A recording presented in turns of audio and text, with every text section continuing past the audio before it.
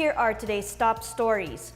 Malacanang refuted opposition Senator Risa Ontiveros' destabilizer-in-chief remark against President Rodrigo Duterte, saying the chief executive continues to gain high public acceptance. The Philippine government thanks foreign countries and organizations that offered aid to the victims of Typhoon Ompong. Malacanang dismisses the verdict of the International People's Tribunal declaring President Duterte guilty of human rights violations. And at least 6 people are reported killed and 60 are missing in a landslide in Cebu.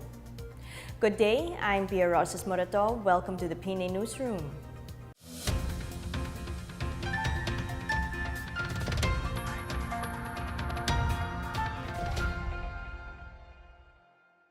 Malacanang on Friday refuted opposition Senator Risa Ontiveros' destabilizer-in-chief remark against President Rodrigo Duterte, saying the chief executive continues to gain high public acceptance.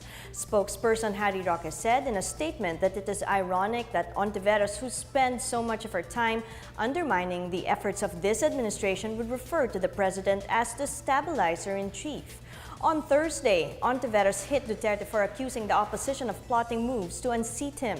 Roque defended Duterte, saying the president has made significant strides in his election promises to fight illegal drugs, criminality, and corruption, and that the president enjoys a high public appreciation and acceptance of his actions. Roque added that many Filipinos agree that when there is peace and order, the economy thrives, unemployment as well as crimes are decreased. Roque emphasized the need for all government officials to focus on helping the Filipino people, particularly those affected by landslides in Itugon, Benguet, and Naga in Cebu. Last Monday, the president visited the victims of Typhoon Ompong-triggered landslide in Itugon, where the death toll has risen to 43 while scores of others are still missing. A total of 353 prosecutors in different parts of the country have been appointed to lead the investigation of media-related cases being handled by the Presidential Task Force on Media Security, or PTFOMS. Justice Secretary and PTFOMS Chairman Menardo Guevara issued a department order on August 28 directing the prosecutors to become concurrent prosecutors under the administrative order that created PTFOMS.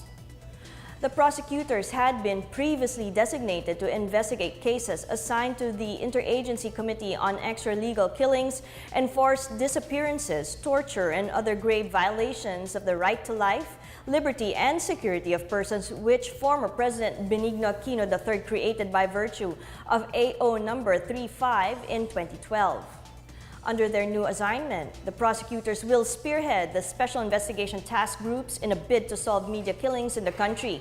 Guevara said the appointment of the prosecutors serves as another solid manifestation of the Duterte administration's commitment to bring the perpetrators of media violence to justice. The government has expressed its gratitude to the foreign countries and organizations that extended aid to the victims of Typhoon Ompong. The confirmed death toll from the onslaught of Typhoon Ompong has climbed to 23 as of Thursday afternoon, according to the National Disaster Risk Reduction and Management Council, or NDRRMC. Here's our report. The Philippine government, through the Department of Foreign Affairs, thanked the foreign states and international organizations that offered aid in its recovery and relief efforts following the onslaught of Typhoon Ompong in northern Luzon over the weekend. Foreign Affairs Secretary Alan Peter Cayetano said Australia, France, Canada, China, Israel, Japan, New Zealand, Singapore, South Korea, Switzerland, Thailand, the United Kingdom, and the United States were among those that offered humanitarian assistance. International organizations like the ASEAN Coordinating Center for Humanitarian Assistance on Disaster Management, the European Union, and agencies under the United Nations have also offered aid to the typhoon victims.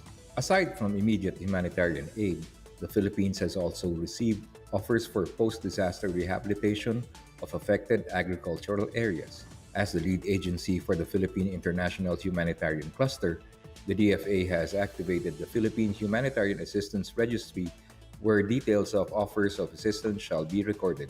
Meanwhile, the Department of Social Welfare and Development will release 20 million pesos for its Cash for Work project for families affected by Ompong in Ilocos Norte.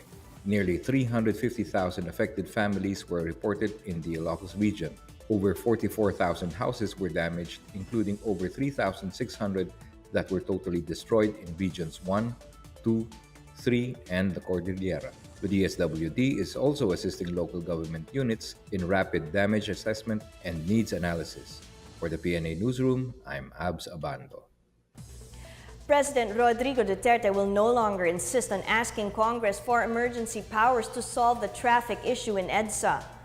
The president says he will rather not ask for emergency powers if he could be doubted and accused of corruption every time. Duterte says he had learned that several members of Congress opposed giving him emergency powers for fear that it may lead to graft and corruption. He noted that past presidents like Ferdinand Marcos and Cory Aquino were given emergency powers when they asked for it. Duterte adds that he cannot solve EDSA's problems by doing nothing but talk. He says Congress may as well leave EDSA as it is in the next 20 years if measures are not set in place to solve traffic. Authorities have implemented a citywide curfew and no ID, no entry policy in all main entry points in General Santos City following the bomb attack before noon Sunday that injured 8 people. The move was approved on Wednesday by the city's Crisis Management Committee, which earlier placed the entire area under alert level 4. The curfew was set from 12 midnight to 4 a.m. in the city's central business district and 10 p.m. to 4 a.m. in other areas. The curfew would be imposed on all residents and visitors of the city. Meanwhile, all motorists and commuters are required to present government-issued ID cards and checkpoints. Those who would not be able to present any valid ID will be subjected to questioning by an assigned on-site investigator. Uniformed police officers will regularly patrol the main streets of the city to maximize their visibility. Still to come, Malacanang dismisses the verdict of the International People's Tribunal declaring President Duterte guilty of human rights violations. The country's CEOs expressed their trust in the growth of the Philippine economy. These and more when the PNA Newsroom continues.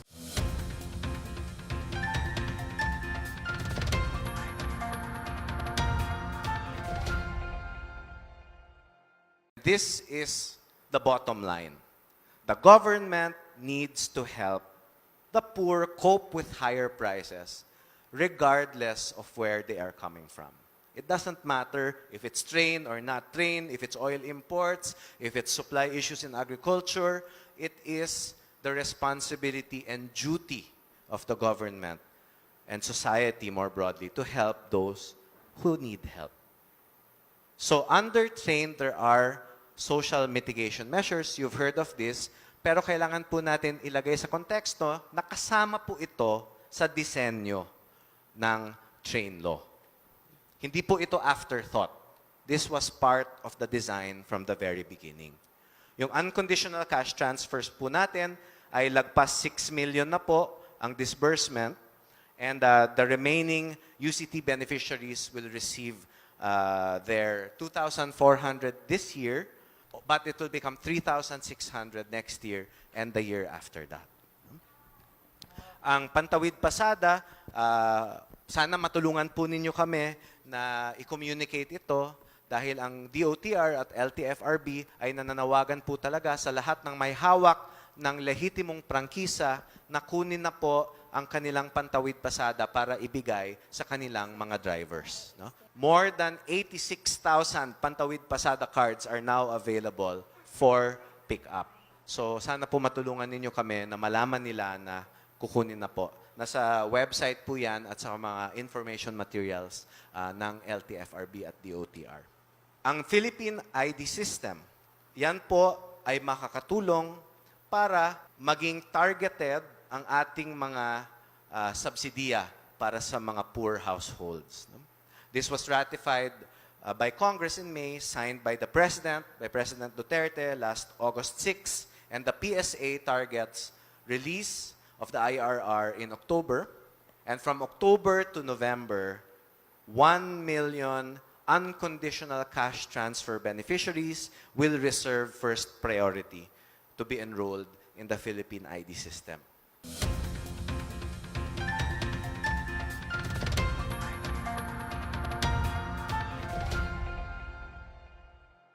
Malacanang has slammed the International People's Tribunal verdict, finding President Rodrigo Duterte guilty of human rights violations, calling it a sham decision.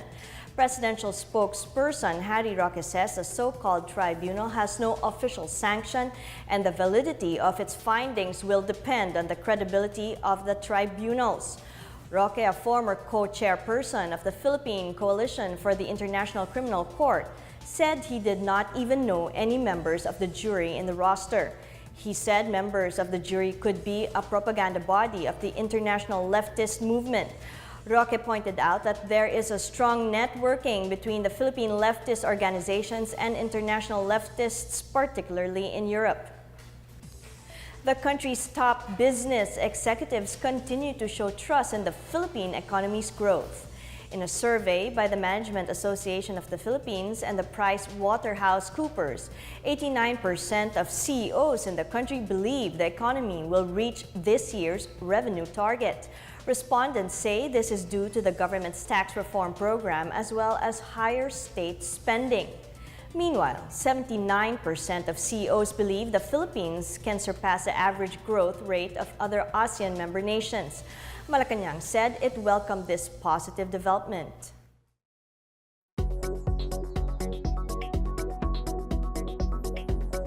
Data privacy is a sensitive issue. Practically anyone who gets hold of your personal information can do just about anything, like use your money or falsify documents. Miguel Hill talks to an information and communications technology advocate who tells us how to guard our private data. Welcome to Business Matters. Still with us today is Pierre Tito Gallia of democracy.net.ph on the subject of data privacy.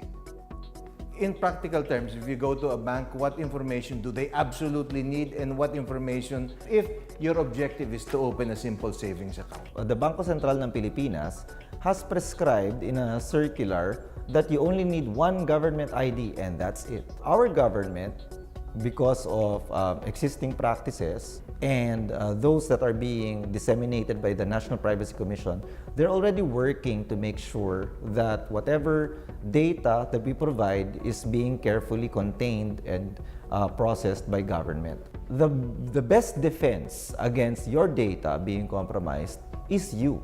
It's you yourself, your personal awareness. You have to be conscious of it. That's right.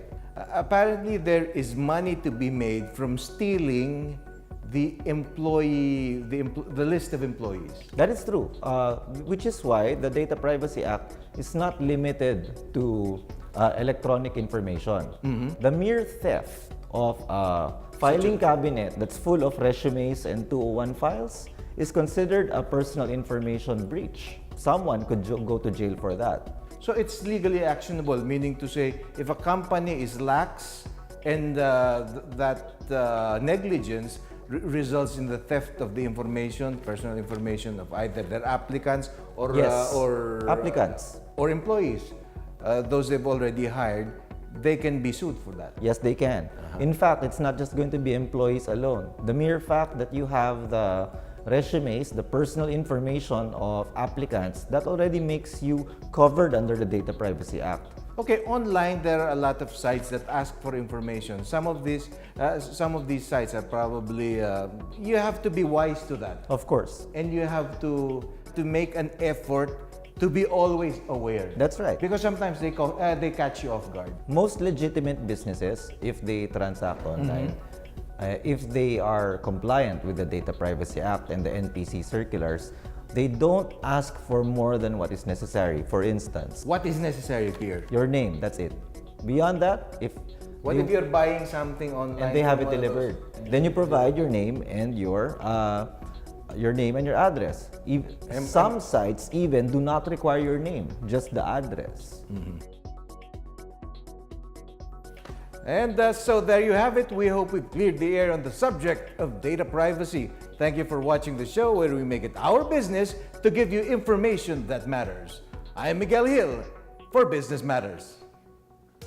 Up next, at least 6 people are reported killed and 60 are missing in a landslide in Cebu.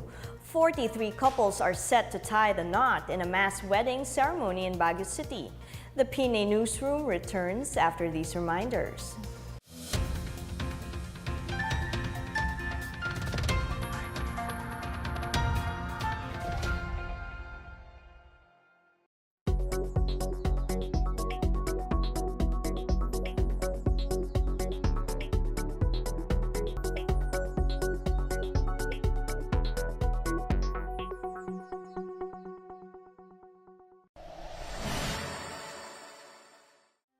Ang dami kong naririnig na discouragement nung time na bago ako mag-aral, habang nag-aaral ako, at nung nakapagtapos na ako. Ang daming sinasabi na test na lang yan, na walang mararating yan. Ako po si Cherry Galit. Nakatira po ako ngayon sa Pandacan, Manila. Galing po ako sa isang broken family. Bata pa lang ako ay wala na akong tatay. Nanay ko lang po yung nagpaaral sa amin. 3 po kaming magkakapatid. 2014, nagkasakit po yung mama ko. Yun po yung time na 3rd year college ako. Kailangan kong huminto dahil kailangan nang magsusuporta sa pamilya ko. So, nagtrabaho ako as a service crew sa isang fast food chain. Nangarap ako magkaroon ng mas magandang trabaho. Pero hindi ako na-hire dahil wala naman akong proper training. So, naisip ko na makapag-TESDA. Meron nung kaibigan na nag-aaral siya sa TESDA. Nagtanong ako ng mga information at nag-enroll naman ako.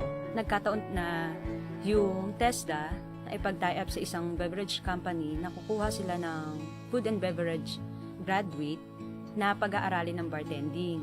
Pagka-graduate po, binigyan kami ng isang package na mobile bar.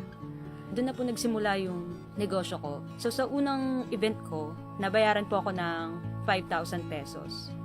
Naghanap pa po ako ulit ng marami pang event. Hanggang sa naipon na po namin yung malaking kapital.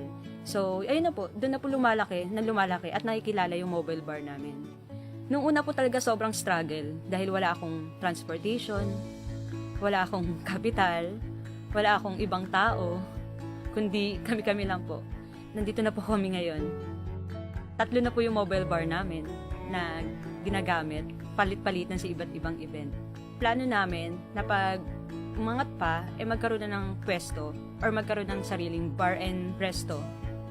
Tapos ngayon po kasi, since negosyante na ako, mas malaki na yung sinasahod ko kaysa noon na sa service crew ako. Natutugunan ko na yung pangangailangan ng nanay ko, natutugunan ko na yung pangangailangan ng pamilya namin, na hindi naman po ako nahihirapan. Malaking bagay yung TESDA sa aming mga kabataan. Tinuturo kasi dito, magkaroon ng magandang pangarap, meron ka pang iaangat dahil din sa mga taong tumutulong sa'yo at naniniwala sa kakayanan. Ako po si Cherry Galit, proud TESDA graduate, nangarap at isa na pong professional bartender at negosyante.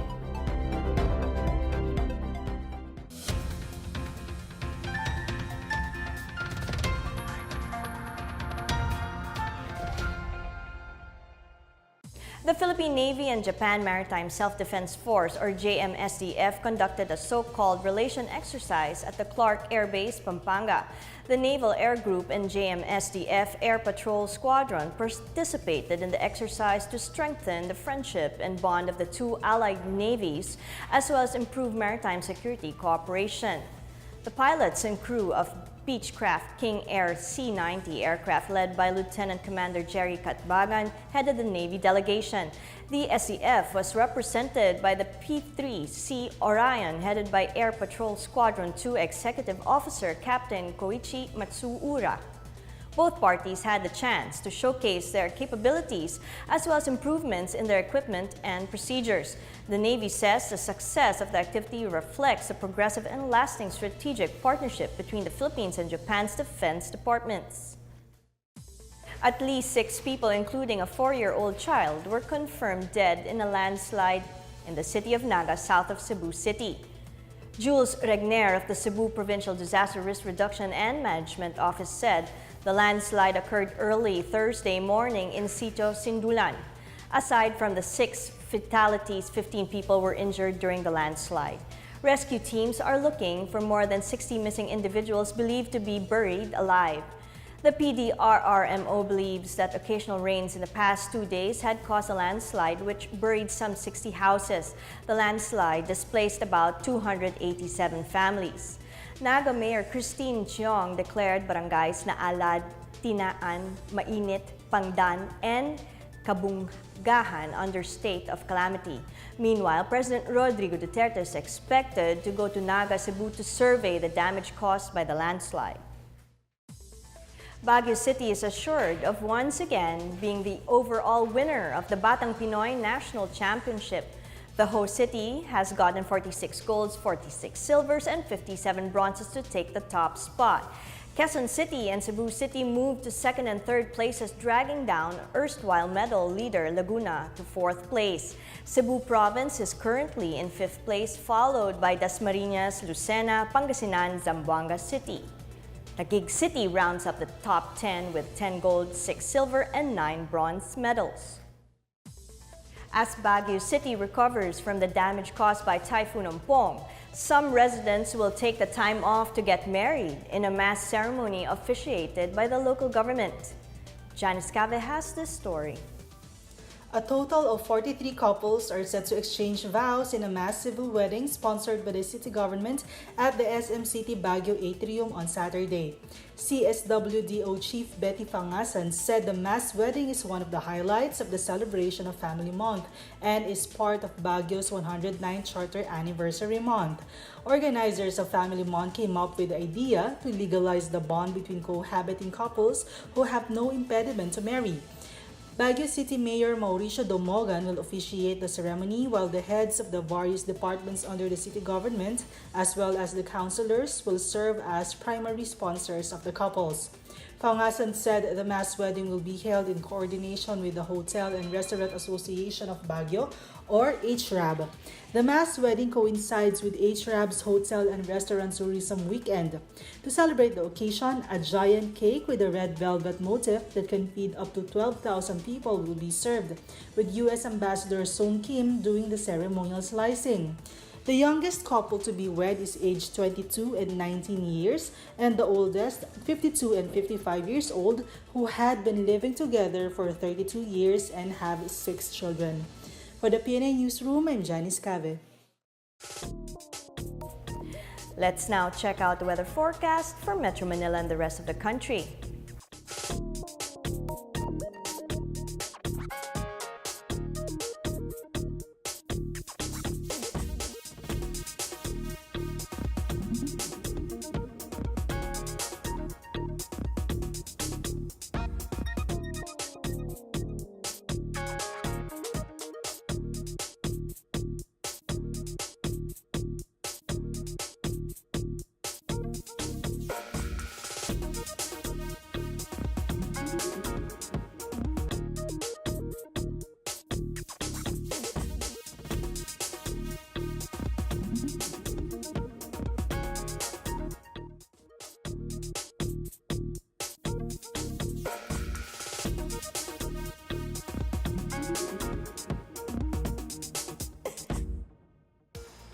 Here's another look at today's top stories. Malacanang refuted opposition Senator Risa Ontiveros' destabilizer-in-chief remark against President Rodrigo Duterte, saying the chief executive continues to gain high public acceptance.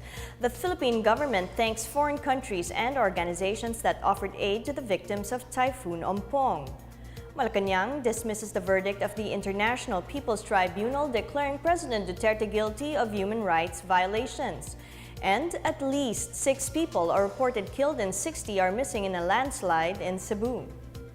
Thank you for watching another edition of the PNA Newsroom. To check out these and other stories, visit the PNA website or follow the Philippine News Agency on Facebook and Twitter. For more stories about the government and how it serves the Filipinos, look for these hashtags in all of our social media platforms and websites.